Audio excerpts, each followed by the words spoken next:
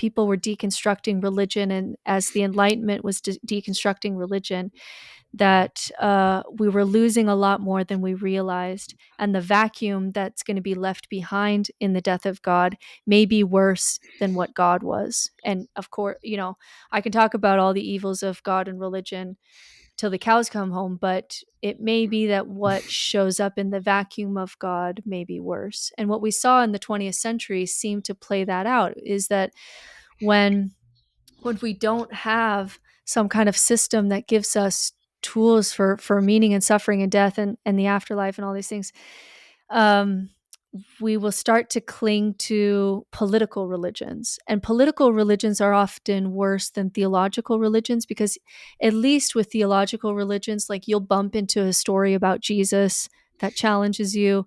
You'll get some love one another. You'll get some soul stuff. You'll get some wisdom. Political religions can be all the worst dogma of religion, but with no soul.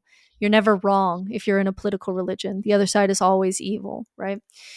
And so he predicted that the first thing that we would do in the shadow of the death of God would be to create political gods and political religions, which it does seem like we're doing.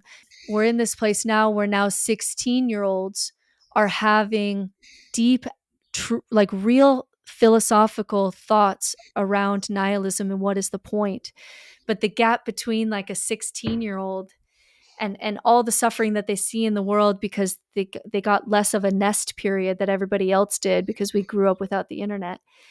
And then they don't have access to things like absurdism or wisdom traditions or mentorship or any of the things that can help with nihilism.